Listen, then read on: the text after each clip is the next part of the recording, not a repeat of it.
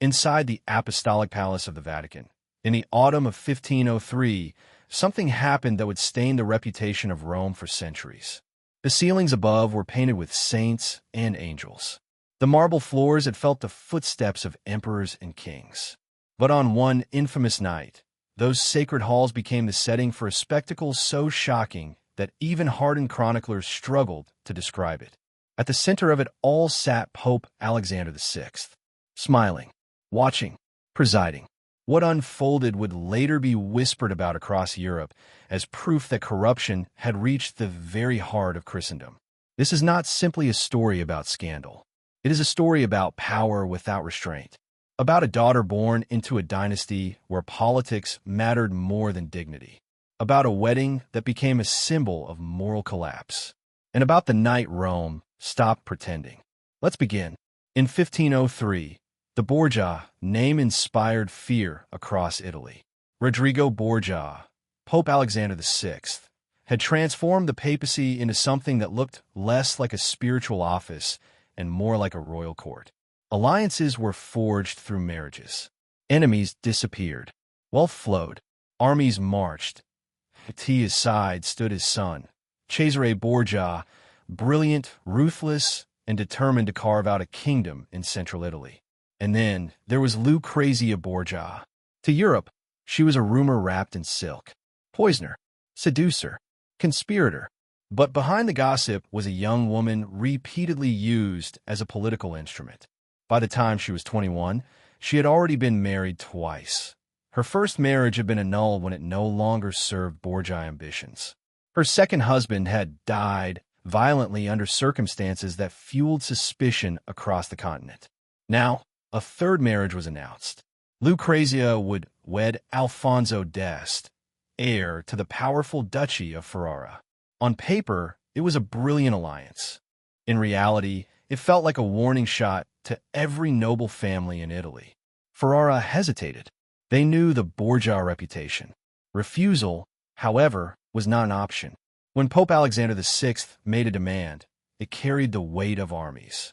Alfonso arrived in Rome with diplomacy on his lips and dread in his heart.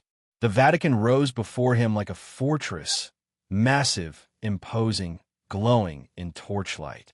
Inside, he was greeted with ceremony, gold fabrics, cardinals in scarlet, music echoing through corridors. But beneath the pageantry was something colder. Control. In the weeks before the wedding, Alfonso found himself watched constantly, guarded, measured. Cesare Borgia observed him with a calculating gaze. At banquets, subtle jokes were made about Lucrezia's previous husbands.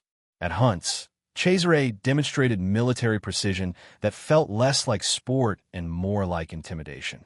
The message was unmistakable. This is our world. You survive here by obedience. Meanwhile, within her apartments, Lucrezia prepared for yet another marriage arranged for strategy, not affection. Chroniclers describe her as composed, elegant, outwardly serene. But letters from the era suggest exhaustion, resignation. A woman who understood she was not marrying a man. She was sealing an alliance.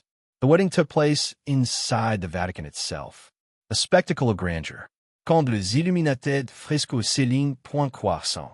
The Pope himself officiated. The symbolism was overwhelming. Sacred vows, holy space, divine authority. Yet those present sensed something unsettling beneath the ritual. After the ceremony, guests moved to the papal apartments for a banquet. And this was where the atmosphere changed. Wine flowed freely. Music grew louder. Laughter became sharper. Alexander VI, known for extravagant feasts, seemed determined to create a night no one would forget. According to contemporary accounts, particularly that of Johann Burchard, the papal master of ceremonies, the evening descended into shocking excess. Performers were brought into the hall. Entertainment crossed boundaries that many present found deeply inappropriate for the setting. Some clergy turned their eyes away. Others remained frozen. No one dared openly protest, because this was not merely a party. It was a display, a demonstration that the Pope ruled not only spiritually, but absolutely. The lines between sacred and profane blurred before everyone's eyes. And Alfonso understood something chilling. This marriage was not about love. It was about domination, humiliation, power. The Borgias were not simply celebrating. They were reminding Italy that they answered to no one. Whispers of the event spread quickly. Ambassadors wrote coded letters back to their courts. The Venetian envoy described the night as shocking beyond precedent. Stories exaggerated with each retelling, but the core remained consistent. The Vatican had hosted a spectacle that felt incompatible with its own sanctity.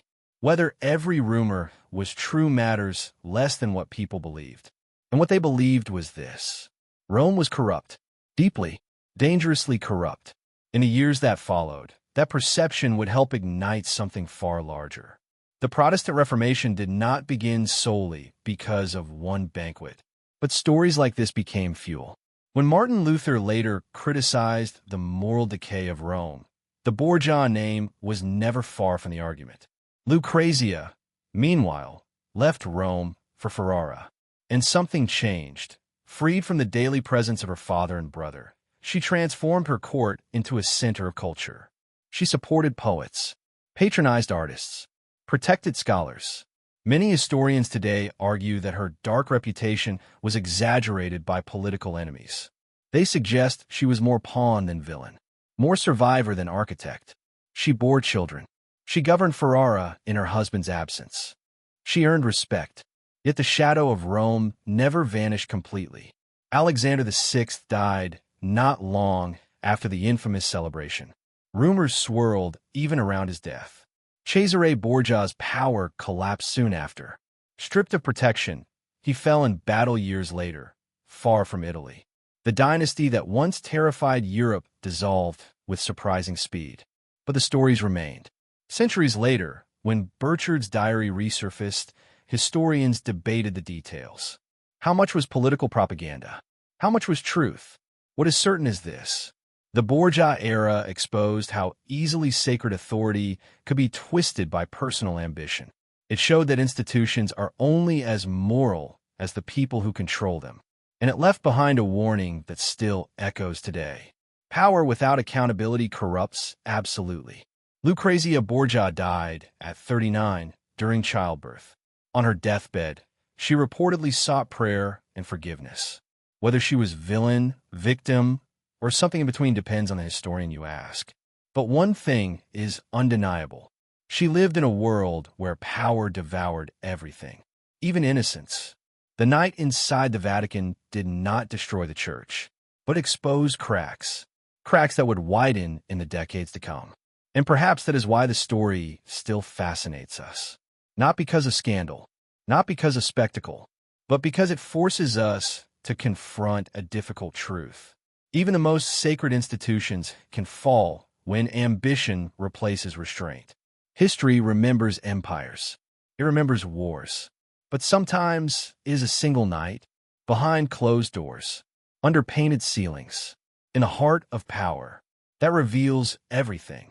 If you made it to the end, let me know where you're watching from. Because history isn't just the past. It's a mirror. And sometimes what it reflects is uncomfortable, but necessary.